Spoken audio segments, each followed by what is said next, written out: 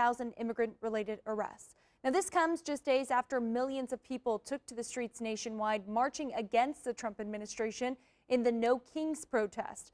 Immigration at the top of minds of many of those marchers. Oregon's Governor Tina Kotek did react to the president's comments tonight. We will hear from her in just a few moments. But first, we now know just how many people attended the No Kings protest this weekend in Eugene.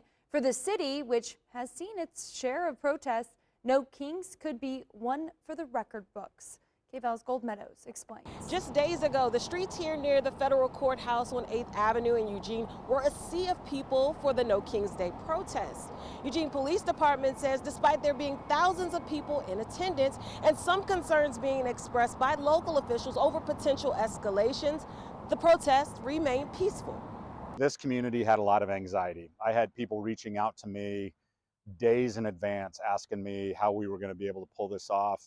I had city officials, elected officials concerned about what we were seeing nationwide. Protesters by the thousands rallied and they marched through the streets of Eugene Saturday, a show of solidarity with those protesting across the country against the Trump administration, recent tensions over immigration enforcement, and threats of federal cuts to schools, Medicare, and other services. Oppression breeds rebellion, and there's more and more people that are getting on board, and these protests are just going to get bigger and bigger as time goes on, I think. Eugene Police Department was on hand in case that rebellion took a turn, getting people through the downtown area safely. One of the really important outcomes of any protest is making sure we don't have pedestrian vehicle conflict.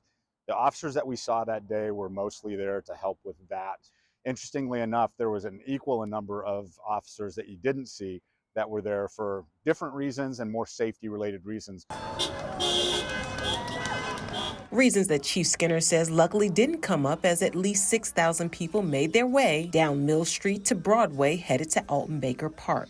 Skinner called the effort a heavy lift with recent protests in the hundreds, like the Ice Out protest last week against immigration raids and a Women's Day protest in March held to back gender equality. With the massive crowd Saturday, it was a concerted effort that Chief Skinner said boiled down to preparation and good communication that got the job done.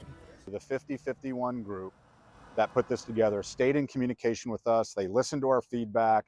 They spent time being thoughtful about how they could have their voices be heard, but also taking care of this community. And so I think it was just a culmination of a great plan. We had plenty of resources. Saturday came, people exercised their First Amendment right, and then dispersed and had a great weekend. The protest coincided with President Trump's military parade held to celebrate the 250th anniversary of the U.S. Army, which was also among the reasons protesters gathered. In Eugene, I'm Meadows reporting. 50-51 estimates millions attended the nationwide protests, but all did not go as smoothly as Eugene's protest. In Salt Lake City, a shooting happened during a march. And tonight, law enforcement and protesters continue to clash outside of an ICE facility in Portland.